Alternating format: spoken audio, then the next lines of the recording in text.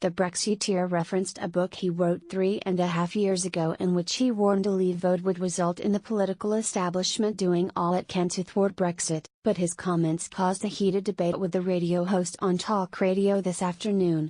Mr. Batten sparked the debate when he told talk radio, "The government and the Remainers are unfortunately a majority in the political establishment and will do everything they can to actually water it down, to delay it, impede it in the hope of being able to reverse it."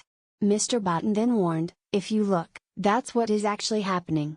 We are not going to actually regain control of our fishing grounds and our territorial waters." Getty Talk Radio Brexit News. Gerard Batten warned Remainer in Parliament will water down Brexit. "We are not going to actually regain control of our fishing grounds and our territorial waters." Gerard Batten: "There's a whole area of things where we are actually not quite really going to leave, and the big danger is that we end up with a withdrawal agreement where we leave in name but not really in reality." The interview became heated when Mr. Batten outlined his post-Brexit trade plans. He said, "You would say to the EU, of course it is in both our interests to continue with tariff-free trade. The only thing that you can't have is freedom of movement of people, so let's do that. If you don't want to do that."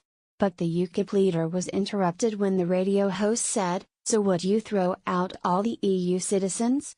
The UKIP MEP hit back and said, "Let me finish." Mr. Graham refused to let the Brexiteer make his point. The host said, "No, I'm not going to let you finish, Gerard. This is a radio show which I run."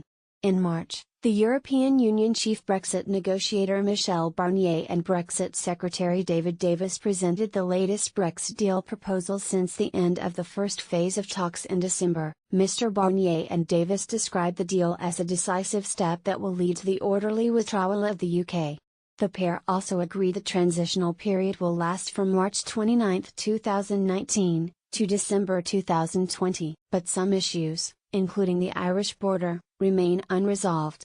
The two politicians also secured a deal for the UK's fishing fleet in which Britain will secure the sovereignty of its waters after 2020, a move that infuriated some fishermen.